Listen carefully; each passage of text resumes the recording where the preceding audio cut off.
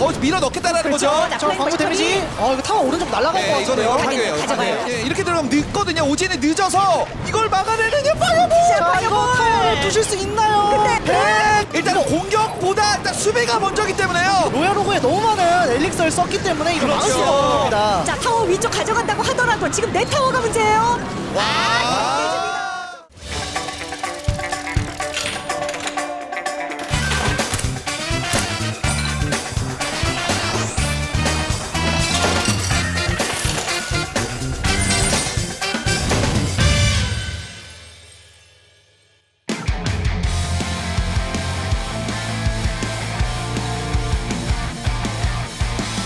클래식 로얄 리그 선수들 만날 수 있는 시간 3크라운시. 안녕하세요, 박세현입니다. 안녕하세요, 윤겔라입니다. 이 10주차가 끝났는데 1위 팀과 2위 팀이 좀 가려졌어요.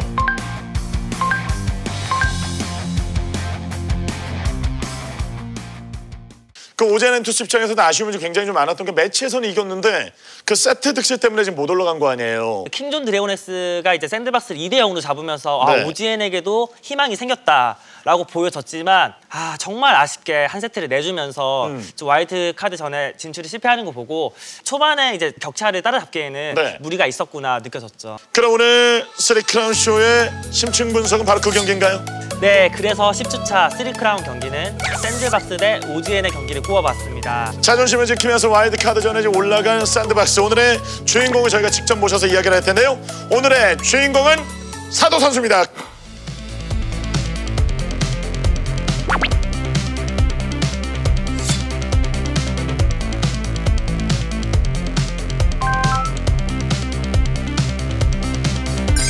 안녕하세요, 샌드박스의 사도입니다.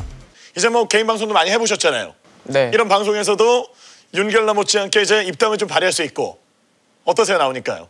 개인 방송에 비해 뭔가 좀 더 떨리고 네. 설레이는 기분? 또 샌드박스 하면 윤겔라 해설위원이잖아요. 여기서 지금 사도 선수에 대한 자랑을 좀 해주세요. 일주일 전에 이제 또 뭐 사석에서 만났는데 덱 연구를 많이 네. 하는 게 큰 장점이 아닌가 생각됩니다. 그러면은 샌드박스에 어떻게 영입되게 된 거예요? 몇 개월 전만 해도 그냥 개인 그 방송 유튜브를 하면서 뭐지 프로 준비를 하고 있었는데 그러던 와중에 샌드박스 쪽에서 먼저 연락이 와서 우와. 야, 이렇게 이제 입단하고 프로게임으로 활약하는 데는 윤겔라 해설위원의 뭐 도움은 좀 많이 있었나요? 전혀 없었어요. 네. 아, 역시 네. 공정한 중립적인 해설위원이에요. 그럼 비버와 사도 중에 그 경기는 좀 누가 더 잘했다 생각하세요? 이번에는 제가 좀 더 잘하지 않았나. 이번에 그럼 경기에 들어가서 어떤 부분이 좀 매력적이었고 어떤 부분이 잘 됐는지 저희가 분석을 한번 해볼게요. 1게임에서 오지엔 엔투스가 골렘 덱으로 1대0으로 앞서 있던 상황. 2게임에서 샌드박스는 라바 덱을, 오지엔 엔투스는 로얄 로그 덱을 선택했는데요. 서로 공격과 방어를 주고받으며 비슷한 피해를 입고 대등한 경기를 펼치던 도중 수비를 했던 나무꾼의 기습 공격이 성공하며 순식간에 승부가 샌드박스 쪽으로 기울기 시작했습니다. 기세를 몰아 오지엔 엔투스의 우측 타워를 깬 샌드박스는 이후 이어진 오지엔 엔투스의 공격에도 무너지지 않는 수비를 펼쳤고 오지엔 엔투스는 로얄 로그를 2번 연속 무리하게 운용했지만 좌측 타워 106의 체력을 남기는 데 그쳤습니다. 결국 동마법으로 샌드박스 타워는 깨졌지만 그 코스트가 부족해진 오지엔 엔투스는 타워를 지키지 못하며 결국 패배했습니다. 오지엔이 무리를 할 수밖에 없는 상황이었지만 침착하게 잘 수비해낸 샌드박스가 결국 와일드카드 진출까지 결정짓게 되었습니다. 2대2. 와, 그때 1경기를 내준 상황에서 이 두 번째 경기를 잡아내고 굉장히 좀 짜릿한 표정을 주셨거든요. 어땠어요? 그거 만약에 졌으면은 진짜 큰일 날 뻔한 상황이 벌어질 뻔했는데 네. 그 이겨가지고 진짜 안심이 약간 되었던 것 같아요. 두 번째 경기에서도 이기고 또 이제 세 번째 경기까지 들어갔을 때 사도 선수는 믿는 부분이 하나 있었죠. 바로 전승의 덱, 바로 라벌. 라바는 이제 라바와 벌룬, 라바와 광부 이렇게 그렇죠. 같이 쓰는 건데 근데 라바와 벌룬에다가 광부까지 네. 들어가 엄청 공격적인 덱을 선택을 했거든요. 그러니까요. 특별히 그렇게 선택한 이유가 있나요? 원래 라벌 자체가 토네이도가 밴드했을 경우 너무 좋은 덱이라서 네. 근데 거기다 추가로 이제 광부까지 넣으면서 벌룬 없이도 그냥 광 딜로 거기 넣으면서 그러니까 거기 이제 벌룬이 들어가지 못하는 상황에서는 이제 광부가 이제 프리딜 누적을 시켜서 네. 차근차근 데미지 누적을 하겠다는 생각이었죠. 그렇죠. 그러면은 그 이 2대2에서 사도 선수가 가장 중요한 포인트는 어떤 부분이에요? 아무래도 호흡이 아닐까 생각합니다. 네, 비버 선수랑 합이 잘 맞아요? 선수 중에 가장 잘 맞는 것 같아요. 그러면 형들 중에 누가 가장 잘 챙겨주나요? 잘 챙겨주는 건 아무래도 이두현이 아닐까. 비버는 아니고 비버는 게임 내에서 호흡만 잘 맞고 챙겨주는 그 이도 선수가 잘 챙겨준다. 네. 그래 룸메이트는 신추잖아요. 네. 그러면은 각각의 매력들이 좀 있네요. 같이 살지만 차갑게 대해요, 신추? 뭐 차가워진 것까지는 아니고 네. 따뜻함과 차가움 그 중간 정도? 따뜻함과 중간 사이. 와, 그러면은 그 이도 선수는요? 이두현 같은 경우는 따뜻함 그 자체, 그럼 비버는? 차가움 그 자체. 와 이런 게 있네요. 그 카니 형은? 차가움과 중간 그 자체. 약간 좀 차가운 쪽으로 좀 쏠려 있다.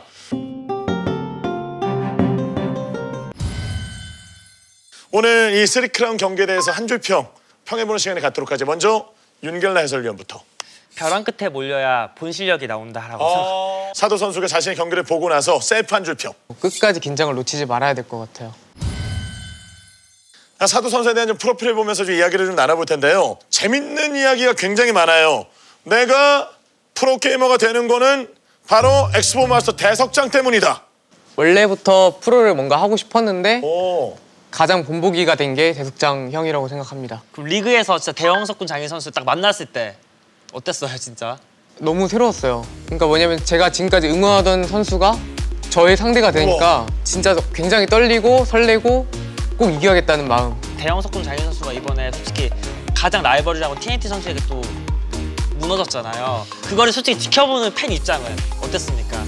저라도 TNT를 잡아야겠다 생각했거든요. 엄청난 팬심인데 진짜. 와, 예. 본인 실력이 좀 어느 정도 있냐고 저희가 물어봤더니 1위가 TNT, 2위가 대석장, 3위가 원크라운, 그리고 4위가 나다 라고 좀 이야기를 해줬어요. 저희 4명이 시즌 중에서 지금 열심히 활약 중인 선수인데 지금 현재의 사도 선수를 생각하기에는 순위 변동이 있습니까? 사도가 좀 올라왔어요? 더 올라왔는데 그게 몇 위인지는 잘 모르겠어요. 그러면 어느 급이다? 최소한 3위는 되지 않을까. 오, 그러면은 원크라운을 넘어서면서 이제 3위로 활약할 수 있다는 그 자신감. 와, 이런 거 진짜 좋은 자세예요. 그렇죠. 근데 팀에 이제 동갑내기 친구인 또 썬더 선수가 있는데 네. 썬더 선수가 있는데도 본인이 3위라고 생각하시나요? 네, 그렇죠. 썬더가 저희 사도 선수를 굉장히 좀 부러워할 것 같아요. 개인 SNS만 봐도 네. 저를 부러워하는 얘기가 그러니까요.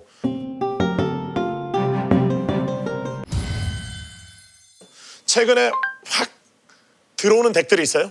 제가 만든 덱이 하나 있는데 막 골렘 페트카 덱이라고 오. 거기에다 막 바바리안 통하고 막 파이어 스피릿 같은 거 넣어서 네. 루야로그도 막 잡고 오. 괜찮은 덱이 있는 것 같아요. 그 이야기를 좀 들었을 때 그 윤결나의 평가는요? 저는 우선은 빅카드 2개 넣는 걸 별로 좋아하지 않습니다. 그러니까요. 제 취향은 아니에요. 골렘의 이게 페카. 근데 취향 차이가 있어서 네. 제가 사도 선수를 약간 덱메이킹 능력이 좀 있다고 생각하는 게 로얄로그가 지금 시즌에 정말 핫하잖아요. 근데 그 로얄로그 패치 전에 사도 선수가 개인 방송에서 정말 이걸 연구를 하려고 진짜 일주일 내내 연구를 했잖아요. 그쵸? 제가 그 방송 가끔 봤거든요. 네. 덱 하나 만들려고 일주일 이상을 투자하는 거 보고 정말 한국의 덱메이킹에 좀 와. 손색이 없겠다 생각을 했죠. 그 한국 선수들이 그 해외 선수들보다 좀 부족하다는 평가를 받는 게 좀 새로운 덱, 창의적인 덱이잖아요. 그런 부분도 사도 선수들 많이 좀 깨닫고 있어요? 네, 좀 깨닫고 있는 것 같아요. 해외 유저들 덱 보면은 리그 아시아에서 보여주지 못했던 덱들이 되게 많고 네. 리그 아시아 같은 경우는 뭔가 정해져 있는 덱들이 많은 것 같아요. 자, 이제 샌드박스가 와일드카드전에서 2위 팀들과 좀 대결을 펼치게 되는데 파브게임이 있고 카우스 치어리가 있어요. 충분히 해볼 만하다고 생각합니다. 네. 그럼 어느 팀이 가장 쉽다고 생각하세요? 쉽다고 생각되는 팀은 없는데 그나마 좀 편하다. 그나마 좀 편하다 생각하는 팀은 아무래도 파브게이밍? 카우스는? 카오스는 그래도 벤저리델이 안정적으로 잡고 있어가지고 네. 좀 어려울 것 같아요. 그럼 이번 샌드박스에서 이 벤저리더 선수를 카운터치기 위해서 사도 선수를 기용하고 준비해온 그 깜짝 때까지 활용해주는 그런 시나리오? 준비가 된 뭔가 좀 있나요? 그것까지는 좀 말하기 힘들 것 같고 대석장 선수가 또 그걸 잘하거든요. 대석장 선수가 항상 그 3크라운 쇼에서 네. 이제 대형 석궁 장인은 안 쓰겠다 하고 바로 그 다음 주에 바로 썼거든요. 바로 썼어요. 네. 그럼 벤저리더 선수 좀 헷갈리게 연막 작전 한번 펼쳐볼까요? 이번에 쓸게요. 오! 그거 가지고 벤저리를 잡을 겁니다. 와! 그러면 이제 이 벤저리드 선수는 헷갈릴 거예요. 그쵸. 아, 뭐가 나오지? 노만하게 할까? 아니면 아예 안 볼 수도 있고요.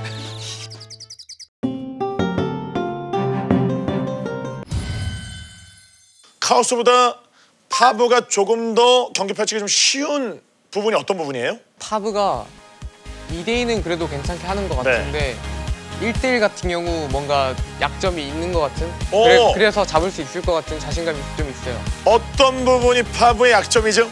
아무래도 덱폭? 덱폭이. 네. 좀 더 많은 덱을 보여주면은 이길 수 있을 것 같은 자신감이 있어요. 그럼 팀원들은 이번에 와일드카드전에서 이제 경기를 펼치기 위해서 좀 어떤 준비를 하고 있어요?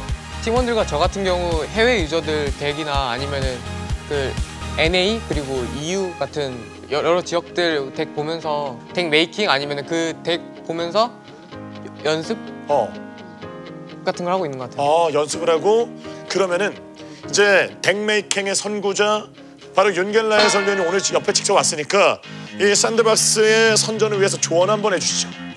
정석으로 이제 솔직히 하는 게 어떨까. 새로운 덱을 쓴다고 해서 안 좋다기보다는 어쨌든 새로운 덱은 뭐 아니면 도일 경우가 많거든요. 네. 실전에 쓰기에는. 그렇기 때문에 우선은 메타 덱으로 정말 승부수를 한번 띄워서 보는 것도 왜냐면 종이 한 장 차이기 때문에. 이 부분에 있어서 사도 선수는 어떤 생각하세요?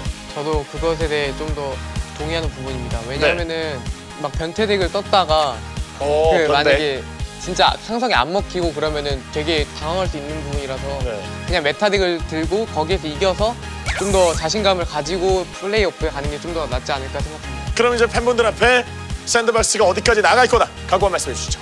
샌드박스 이번에 결승 진출해서 우승까지 할 거니까 꼭 진짜 많은 기대해 주시고 지켜봐 주셨으면 감사하겠습니다. 네, 샌드박스의 사도 선수 멋진 모습 기대하겠습니다. 오늘 나와주셔서 고마워요. 감사합니다. 와. 클래식 로얄리그 아시아 시즌2도 이제 얼마 남지 않았습니다. 와일드카드전과 이제 플레이오프 결승전이 좀 남아있는데 지금 사도 선수 갔잖아요. 이제 냉철하게 저는 궁금한 게 바로 윤겔라 해설위원의 승부 예측이에요. 와일드카드전에 과연 샌드박스는 살아남을 수 있을까요? 윤겔라의 생각은 어떻습니까? 우선은 샌드박스가 쉽게 올라가기는 솔직히 힘들 것 같고요. 떨어진다. 쉽게 올라가는 거는 솔직히 말이 안 돼요. 왜냐면 그건 뭐 파브 게이밍과 커티어리가 솔직히 시즌에서 이겼으면 모르는데 졌기 때문에 현실적으로는 쉽게 올라가지 못하는데 올라가지 않을까. 힘들게 올라가서 킹존과의 대결은 그럼 누가 샌드박스가 개인적으로 이겼으면 좋겠네 한번. 이겼으면 좋겠다. 그럼 포노스와 브레는 역시 포노스? 그쵸. 포노스가 너무 세서 포노스가 좀 쉽게 올라오지 않을까. 그럼 쉽게 올라가서 쉽게 우승까지? 그거는 그죠. 다음 크라운쇼에서. 다음 크라운쇼에서 다음 주에는 윤겔라 해설위원의 날카로운 예측과 함께 돌아오도록 하겠습니다. 지금까지 박상현이었습니다. 네, 지금까지 윤겔라였습니다. 함께해 주셔서 고맙습니다. 안녕히 계세요.